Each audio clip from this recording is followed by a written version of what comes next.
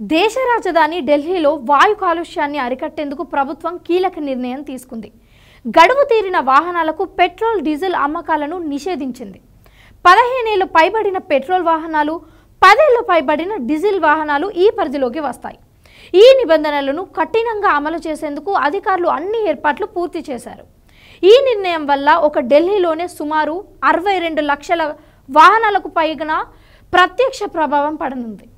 ఈ నిషేధాన్ని పక్కగా అమలు చేసేందుకు అధికారులు ఆధునిక సాంకేతిక పరిజ్ఞానం ఉపయోగిస్తున్నారు. ఇప్పటికే నగరంలోని 498 పెట్రోల్ బంకులలో ఆటోమేటిక్ నెంబర్ ప్లేట్ రికగ్నిషన్ను కెమెరాలతో ఏర్పాటు చేశారు. ఈ కెమెరాలు వాహనం నెంబర్ ప్లేట్ను స్కాన్ చేసి వాహన డేటాబేస్తో సరిపోల్చుకుంటుంది.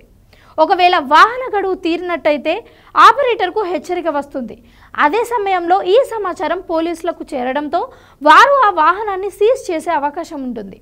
ప్రభుత్వం తీసుకున్న ఈ నిర్ణయంపై వాహనదారులు, పెట్రోల్ బంక్ డీలర్ల నుంచి ఆందోళన వ్యక్తమవుతుంది.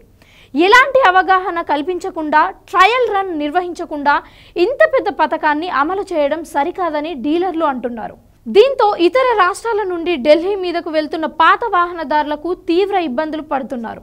దీనిపై మీ కామెంట్స్ ఏంటో తెలియజేయండి.